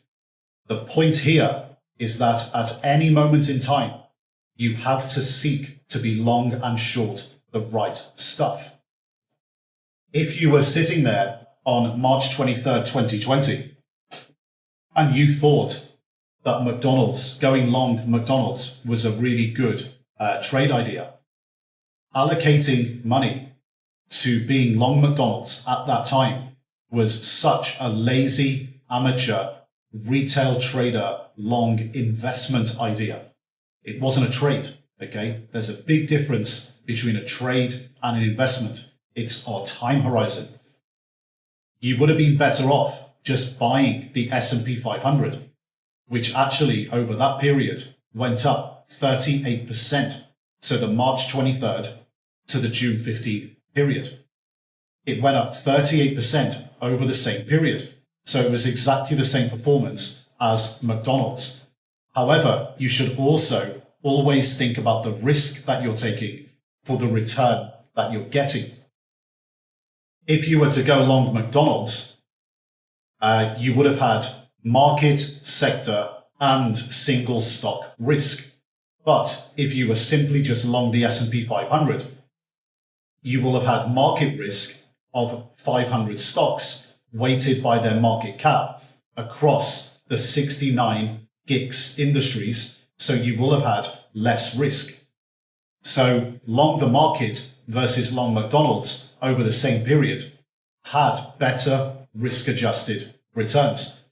So remember, this is why money was chasing Wing. They were happy to pay the premium on March 23rd, which was 75 times earnings, because they knew that the EPS was going to grow and the stock price was going to go through the roof. Remember, money likes growth. And we can actually have a look here at both Wings and McDonald's past financial reporting and look at their numbers at the revenue and EPS lines from 2017 to 2020 and forecasts for 2021. What you can see here is Wings revenue growth, which is pretty rapid. So 133 growing to 153, growing to 199, growing to 248 million, and then 282 million forecast in 2021. And then we have EPS growth. And EPS is obviously not as important to this company because they are in the growth phase. So a lot of their revenue is being plowed back into operations to expand the business. So revenue growth was more important to this company even in 2020 and more important for investors. But investors are buying the company based on their forward projection of EPS. So they're buying for future EPS. So yes, in 2017 and 2018, we don't have EPS moving. In 2019, it's down, but there's a big change. There's a basis change. In 2020, we get big EPS growth, and then we get some EPS growth in 2021. For McDonald's, on the other hand, you can see we are past the growth phase for McDonald's. Very typical situation here for very big fast food establishments, fast food retailers. And obviously they have a big real estate portfolio as well. Their revenue, you can see, is pretty much on a decline. There's an uptick from 2020 forecast in 2021, but it was on a decline for pretty much 4 years and even in 2021, the forecast of 21.9 billion is not even as high as the 2017 reported number, which is 22.8 billion. So this company is just not growing.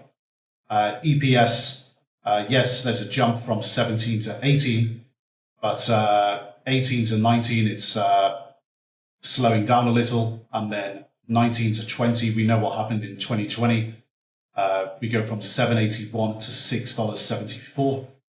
And then from 2020 to 21, yes, we get an improvement in the business for McDonald's. But overall, the picture is obviously not as good as a growth stock in the same sector as Wing. So McDonald's passed its growth phase, very high market cap, struggling to grow at all. And then Wing, low market cap, a fairly new kid on the block, not a big established company like McDonald's, but they're in the defensive sector, same as McDonald's. of food establishments, and they're growing rapidly. So what happens? Money likes growth. So it trades on a premium, trades on a big premium to McDonald's, and the market is happy to pay for it because they keep delivering on their revenue and earnings growth. Now, obviously, this is the first time that we've shown you an example in the PTM video series. And I want to air some caution here because we're going to be using quite a lot of examples throughout the video series. So you're going to see a lot of examples of stocks that we show you to highlight points that ITPM is trying to get across in order to educate you to a higher standard. And we don't want you to be a dummy here, okay? So do not, after completing the PTM video series, start magically coming up with trade ideas that include lots of stocks from the video series.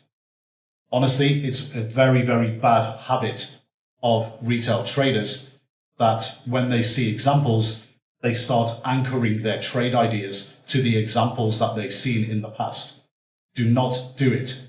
Things change in financial markets, and you have to generate your own trade ideas based on the principles and the template of the PTM video series that we teach you.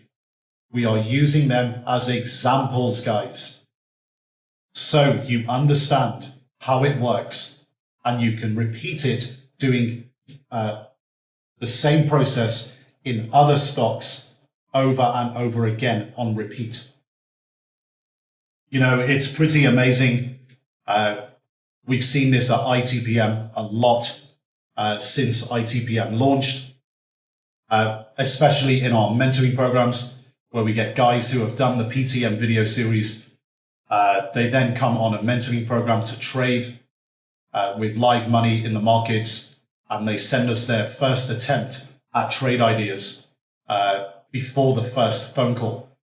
And we see trade ideas throughout their first attempt at coming up with trade ideas that were actually in the PTM video series.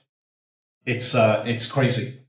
It's like they're sending us the information that we've given them back to us. So they're not doing any work. They're not using it as a template. They're not learning the processes and generating their own ideas. They're just anchoring themselves to some trade ideas from stocks that they witnessed in the past in a video series. So it's pretty crazy, guys. Like, don't look for shortcuts. Don't look for hacks. You actually have to do the work, okay? You have to generate your own trade ideas. And of course, we're going to go through the whole process, but always remember the 4 ITPM principles: self-sustainability, work ethic, free information, working smart, not hard. Additionally, guys, do not fall into the hindsight trap as we're going through the PTM video series. What do we mean by that? Well, pull up these examples at some random point in the future and try to figure out if they were winners or losers. These are merely examples, guys. Plus, at any one moment in time, they are just potential ideas. Remember, when you're going through certain parts of the trade idea generation process, they are not yet full ideas, okay? At every stage, you have to do more work. So they are potential ideas. They may not have become actionable positions later on in the process. We are using them as examples at each stage of the process. And that is to educate you so you know what you're looking for at each stage. It's not, we're not giving you the examples saying you should have bought or sold these stocks, okay? So don't fall for the hindsight trap, okay? And even when we use these examples, if they did end up becoming positions, we are long-short portfolio managers. You saw earlier we had a theoretical $100,000 portfolio with a $10,000 position. That can be quite typical of what retail traders at ITPM would do. you would have multiple positions in a portfolio. So even if one of these examples did end up passing all the criteria to become an actual position, we are long-short portfolio managers. We have lots of positions. And guess what? Losers always exist. It is a fact of trading. And this is something that you're going to realize later on in the video series. So as we go through the examples throughout the video series, guys, don't be a dummy. Don't fall for anchoring and copying trade ideas. You have to use it as a template to come up with your own. And also don't fall for hindsight trading. So what's up next? You pull up a sector, you identify the positive and negative outliers. What's up next? What do you need to do next? Does that mean all you have to do is filter spreadsheets for high and low PE ratio and simply just turn them into positions? So go long high PE stocks and short low PE stocks. No, of course it doesn't. That is your lazy retail trader brain going to sleep temporarily and looking for shortcuts and hacks. You have to do further work to generate an actual trade idea. Remember, this is an identification process. We need to identify outliers using the quantitative process, and then we have to learn the stock info, and we have to identify KPIs, key performance indicators, and identify catalysts. So there's a lot of qualitative work that goes into it. So this is what qualifies as a trade idea. Then we move on to timing and trade structuring and preventative and reactive risk management. Also, and secondly, non-participation is always an option. So if you see high PEs, but do further work on a stock and realize it's not a trade idea because of other factors, then it can be eliminated from the process as a potential trade idea. You do not have to participate just because something has a high PE. If you identify a high PE relative to its peers and do further work on it, thinking that because you don't know anything that the market doesn't already know, therefore the market must always be right, and then you take a position in it, you're not thinking straight. We have a time horizon of 20 to 60 days. It's highly likely that in our time horizon, the valuation is probably justified, but that doesn't mean the stock is going to go up within the 20 to 60 day time horizon. Also, it could be that the stock that you go long in that time period, so the 20-60 day time horizon, the market could be wrong during that time period and then afterwards be right for a very long time, perhaps 1 year or even longer. Not arguing with the market does not mean you automatically initiate a long or short position. So just because something is on a high PE doesn't mean you initiate a long position. Just because something is on a low PE doesn't mean you initiate a short position. Yes, the market is giving you a signal. Not arguing with that can also mean non-participation.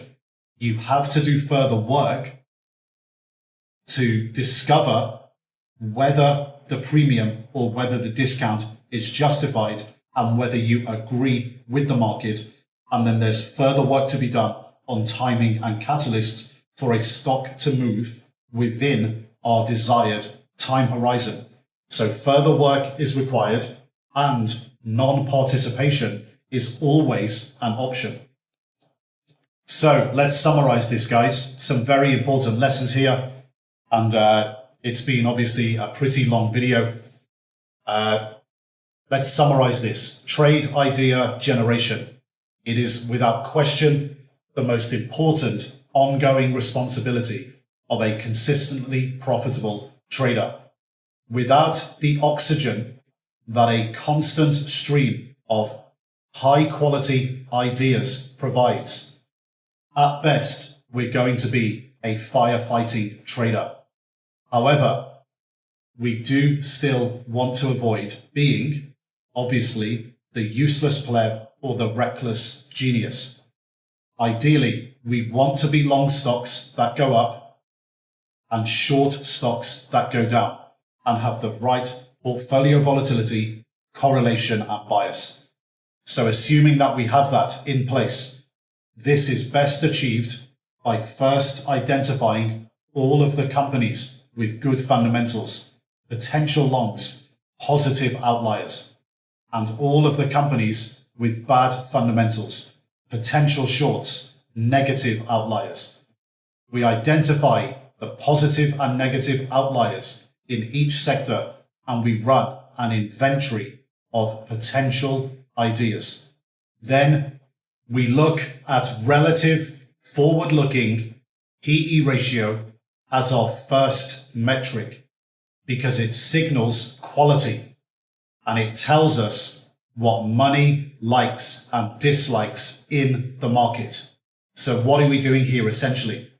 We are allowing the market to identify for us the quality and the trash.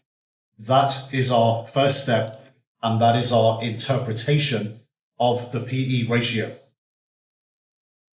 However, this does not mean that we are done with our work to identify actual long and short ideas that become real positions. It just simply means that we are eliminating a lot of disinteresting stocks that are likely to not become a beneficiary or victim of extreme relative money flows. Okay? So it's an identification process and at the same time eliminating a lot of stuff that as traders and PMs, we're more than likely not interested in. So guys, you now know the power of the PE ratio and why it's used as our first quantitative process in the identification of sector outliers when we're doing our bottom-up analysis. The good news is you learn it and understand it once. However, you do have to apply it continuously and correctly as an initial process moving forward and forever. Okay, so let's go back to the desk. Let's summarize all of this and then we'll move on to the next video where we're going to continue to build out our trade idea generation process. Okay guys, so welcome back to the desk. We are now officially in the next part of the PTM video series. So we are now in the bottom-up phase of the trade idea generation process. When we download data for the stock market and stock sectors, we are going to end up with a bunch of stocks that are all defined as being in the same sector. What we're seeking to do is go through a series of steps to locate and identify both positive and negative outliers in a particular sector. So we're trying to find out what money likes and what money dislikes. We want the market on our side as traders. That's very key to what we're doing here as we're going through the overall trade idea generation process. So where do we start? Well, we always start with price earnings ratio and we work backwards from that. So we start with PE and we work backwards to discover if the market actually does like or dislike particular stocks. And then we look for the reasons why they like or dislike a particular stock. So the first question we want to answer is always, what is trading on a premium and what is trading on a discount? And then we move on. We work backwards and we work out the reasons why something is on a premium or a discount. So starting with price earnings ratio, It's the quickest way to begin working out what is actually going on in a particular stock and what's going on across a particular sector. Then we look for the reasons why, okay? So now we obviously went through in that video some theoretical examples, and of course, it was quite entertaining in terms of the analogy that we used. But this is to get it so it is burned into your mind. So you learn this and you never forget it. So guys, always start with PE, interpret it properly, and work backwards with the right interpretation. Let's head over to the next video and continue with the trade idea generation process and the bottom-up phase.